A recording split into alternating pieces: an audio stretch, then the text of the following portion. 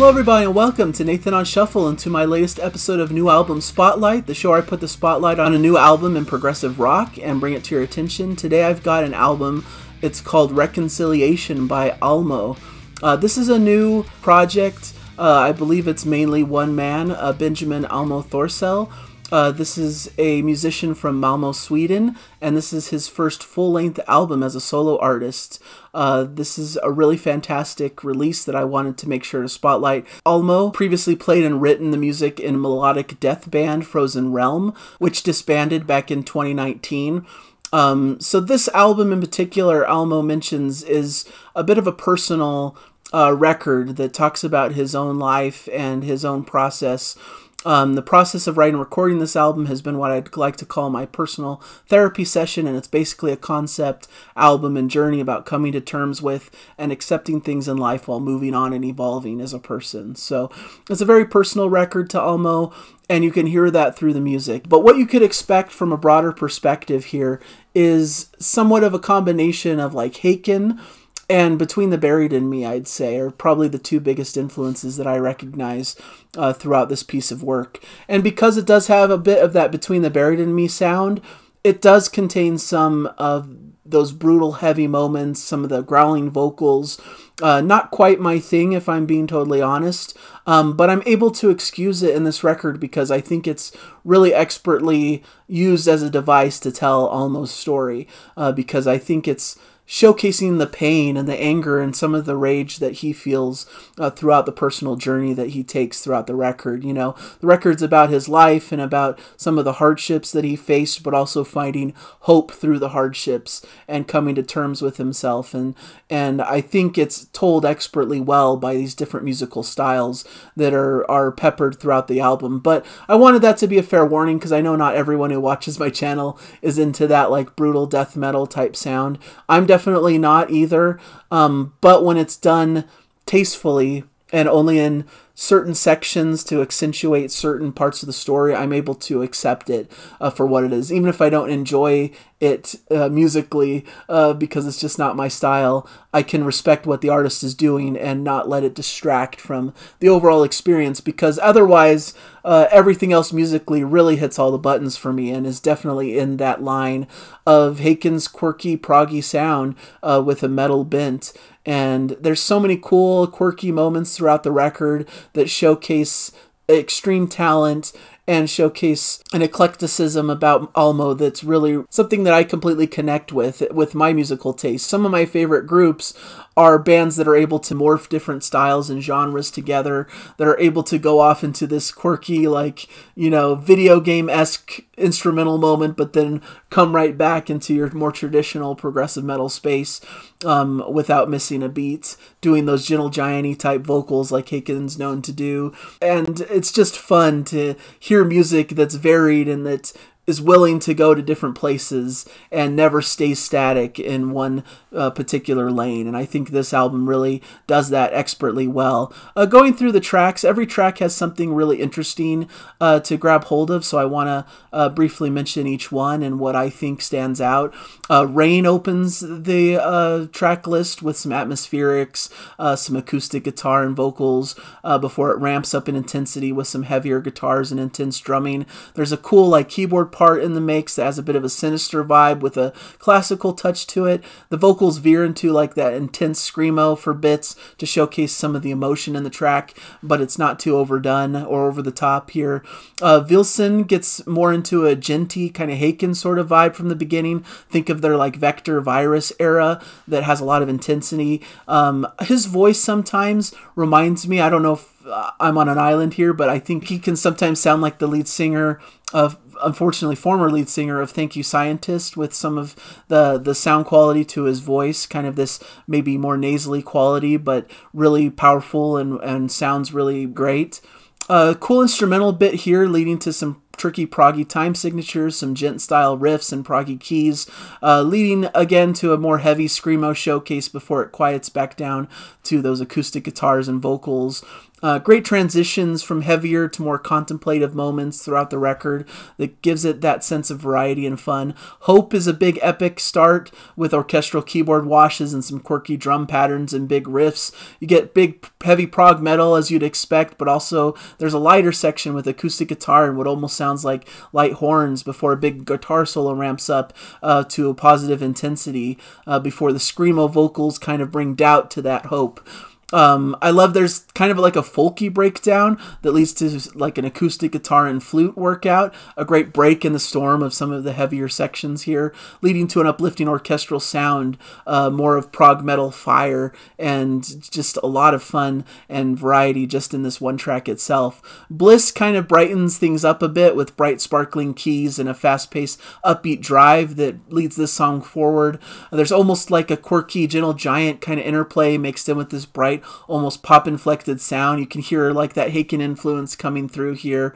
A more upbeat song in the midst of all the heavy metal that surrounds it. So this was a welcome track for me and is available as a single, so it's one you could get a flavor of the album with. In Dreams is more of an atmospheric ambient showcase with some dreamy light guitar amidst these like keyboard washes, very Floydian in nature. But after that more atmospheric, peaceful break, we get Winterhound, where we get some more of those djenty riffs, some cool jazz fusion, groovy guitar interludes, blast beats and growling come later in the track. We get a very Haken-esque quirky breakdown, almost like this dark video game chiptune kind of sound that Haken can sometimes settle into, especially on their earlier records, before settling back into a more pleasant groove. And we get that typical prog metal goodness with interesting swelling orchestral breaks before we get to back to the main meat of the song. Panic Attack, as you'd expect from the name of it, another quirky Haken-esque opening leads to some brutal screaming and heavy dark riffs. You get a short moment of like this 1930s faraway old-timey radio sound before you're hit with some of the most brutal prog metal that's been on the record so far. Varied track with a decidedly dark vibe, as you can expect with the title of the track and where the headspace is of the artist moving into this section. Just full of intensity, blast beats, screaming, orchestral swells, quirky prog breakdowns, really intense and heavy for moments of this track. Before we get into the main epic track, Reconciliation, which gives us some light, beautiful piano before crooning vocals come into the mix. The rest of the instruments come in and create a beautiful proggy sound before the heaviness ramps up with blast beats and growling vocals once again. Definitely a heavy monster at the start with some cool proggy instrumental breakdown moments sprinkled throughout, not unlike stuff you'd hear from Between the Buried and Me and Devin Townsend perhaps.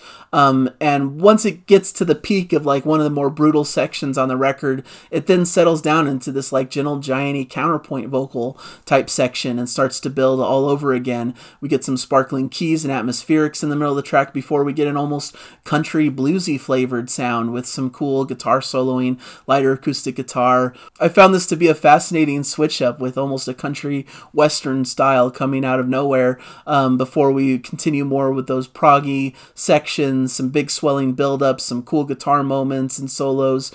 Definitely has a bit of that Haken's Visions vibe throughout the track here. It's a big epic piece that has a lot of that same swelling, big epic orchestral moments that you hear from Visions. And after some brutal intensity, we get a light and happy proggy keyboard moment as a true break in the storm leading towards the ending, which gives you a bit more hope after some more brutal, heavier moments throughout the record. So I think that's kind of where the album lands. Is there's a lot of brutal intensity and a lot of darkness to kind of represent the dark corners of Almo's mind as he's going through the different situations through the record, but at the end he's coming more to terms with who he is, and you hear more brighter, lighter sounds to kind of convey that hope and that looking forward to the future that this album is left with. So I think this is a fantastic record, especially for a debut record, the first full-length studio album by this artist, Almo. I think it showcases something really special and singular in the progressive metal genre, and I think it could lead to some really cool, exciting things in Almo's future if he continues down this lane.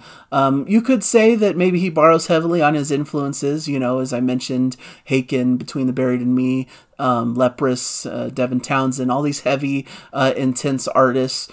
But I think he brings his own vision and style to it that makes it stand out from the rest of the pack and makes it an exciting listen. And the concept nature is always something that speaks well to me, and I think it's showcased expertly well. This journey that the protagonist is taking throughout the record, and I love when music can personify the feelings and thoughts and emotions of the characters that are going through the story of the album. So this does it in great ways, and so I had to do a spotlight on it and give it some promotion and allow people to be able to find out about this record and go check it out. Like I said, if you're not a fan of the heavier, more intense progressive metal space, this probably is a skip for you. I think it might be hard to get into some of the heavier moments, but if you're willing to stomach a bit of it to get into some really meaty, cool, proggy, progressive metal music, similar to how I feel, then I think this is well worth checking out and well worth a listen. And I don't want to come off as saying the brutal, harsh metal is just not a good sound. You know, I just don't prefer it, but I think it has its place, and it for sure has its massive fans who enjoy that sound quite a bit. I have friends who really love that sound in particular and who fall in love with these like brutal death metal records, but it just isn't my typical vibe, and the sort of recommendations I make on the channel tend to not lean into that because I feel my viewers probably trend more towards my tastes and towards that more traditional prog sound.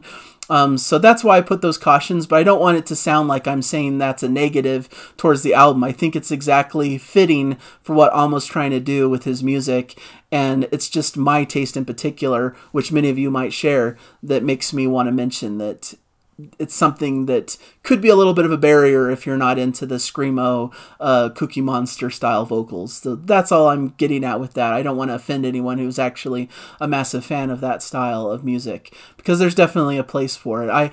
One of my tenets as a music lover is to never put down a different genre of music just because it's not your favorite genre. You know, there's something to enjoy and love about every genre of music, and somewhere out there's a fan of every single genre, and I don't want to rain on anyone's parade and put down something that someone else loves out there just because it doesn't jive with my personal taste. So I think sometimes people get a bit mixed up in thinking their subjective opinions are actually objective opinions, but I keep it very clear that these are just my own subjective opinions about music and what I prefer as a listener. So anyways, this has been a great review. I'm thankful for you guys watching. Hopefully you enjoyed it as well. Let me know your thoughts in the comments, and hopefully you'll check out this record if you're inclined to this style.